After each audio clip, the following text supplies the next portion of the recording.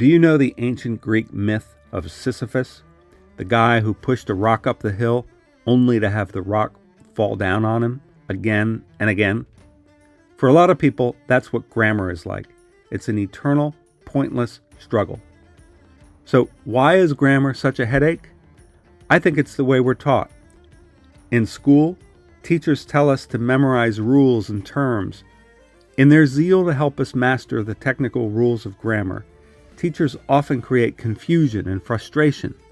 Now, it's important to master grammar, but we need to start with the basic purpose of grammar, rather than memorize a bunch of abstract rules. We can do better, and the trick is to keep it simple. Now it's your turn. What's the absolute worst memory you have of writing or editing a paper or other piece? Try to remember vividly how confusing and frustrating it was.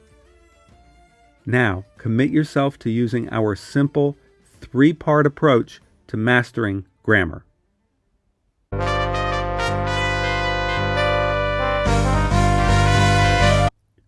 Grammar is really about 2 things.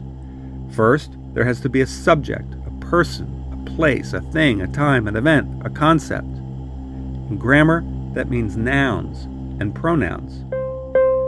Second, something's gotta happen. There needs to be action. In grammar, that means verbs. Actually, one more thing. What happens with the subject and the action, the nouns and the verbs, has to be whole and complete. Therefore, consider these 3 simple rules of grammar. 1. Know who's who and what's what. 2. Get the action right. 3. Make everything whole. One last point. To be honest, there are lots of grammar rules and exceptions, and they are complicated and frustrating. But if you master the simple principles here, these complications will come easier. All writing is about some subject. Without a subject, there's no point, in anything. So, start there. Now, there are 2 kinds of subjects. Physical stuff, like people, objects, and places, and ideas, like justice, timeliness, intelligence. No matter what kind of subject or verb we're talking about, every subject is either singular or plural. One or many. Pretty simple, right? It sure looks simple. Singular subjects or nouns go with singular pronouns and singular verbs. Plural subjects or verbs go with plural pronouns and verbs. Let's take this example. Mississippi State won its first College World Series in 2021. Now, Mississippi State is a singular word because it refers to the university, the one entity, Mississippi State University. So therefore, Mississippi State won its first College World Series in 2021. But Bulldogs are plural. Bulldogs is the name of the team. And there's a lot of different Bulldogs out there, the pitcher, the catcher, the shortstop, the second baseman, and so on. They won their first College World Series in 2021. It gets tricky when the noun and the verb and the pronoun are far apart. In this case, they are separated by the phrase, with a fine collection of pitchers. Now, some people might want to say they won their first World Series because the word pitchers, plural, is close to the verb. But to figure out what's the subject, put brackets around the modifiers like this. Then it's easy to see that it's a singular and it deserves a singular pronoun as well as a singular verb. To match subjects and verbs, look at this passage. The first example is easy because the subject and verb are close together. But the second case gets tricky because the subject and verb are far away from each other. Some people mistakenly treat young person as a subject because it's close to the verb, and then they might say the young person shows. But that doesn't make any sense. When we bracket the modifier, we see that the subject is people and the verb is show, plural, plural. To say who's who and what's what, you also need to get the possessives right. Usually, that means just adding apostrophe S, like this: Charles's divorce, the Queen's confidence. Notice that Charles's divorce still takes an apostrophe S, even though Charles ends in S. Do that all the time, except to say who's who and what's what, you also need to get the possessives right. Usually, that means just adding apostrophe S, like this: Charles's divorce, the Queen's confidence. Notice that Charles's divorce still takes an apostrophe S, even though Charles ends in S.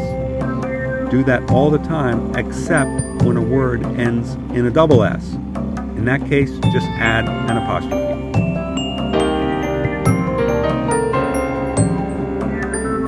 Show the action.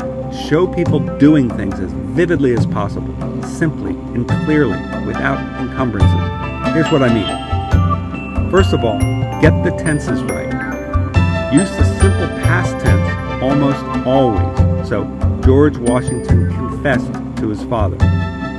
Use the past perfect to establish a previous event, an event that happened before the one you're talking about. So in this case, activists volunteered. That's the simple past tense. But you want to give some background for their volunteering. They had been inspired by Dr. King. So use that past perfect to set up the fact that something happened before the event you're talking about. When you use the present tense, you create a sense of immediacy. The question is whether you want immediacy all the time. Also, use the present tense to explain the process. Do this, do that, do the other thing. A series of simple imperatives to understand. We describe a debate. We often use the present tense. Why? Because we discuss people use double negatives. They say something is not. They're not sure what they say. Look at this example. The senator was not opposed to the idea of military draft. Does this mean draft? It's hard to tell, but we can do that. Say what you want to say. The senator supports the draft. Maybe that's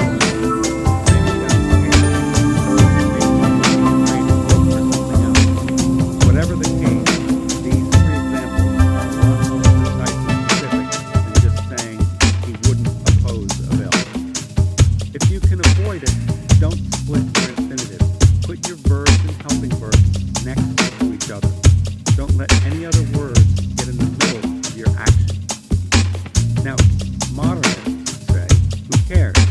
They point to the iconic tagline from the TV show Star Trek: boldly go where no man has gone before.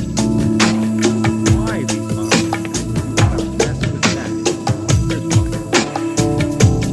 First, remove boldly from the middle of the verb go. It doesn't take away the content of that iconic tagline, and it could help with topics like competence. Here's why it matters. Putting something in the middle of a verb creates a moment of uncertainty for the reader. Look at this simple passage. Immediately between to and get upset. It might not sound like saying, but when we see the word to, we're expecting a verb. Is immediately that verb? Is get. Of course, it's get upset. But the adverb in the middle of the infinitive immediately provokes confusion. If we put the adverb after the verb, like this, you understand right away because you separate that modifier from the action. Contractions combine the subject and verb. When writing formally, it is better to separate the noun and the verb. Say it is instead of it. But when you want to be informal, quote someone, feel free to use contractions. Don't let any barriers get in the way of your action. Let people see the action without needless complications.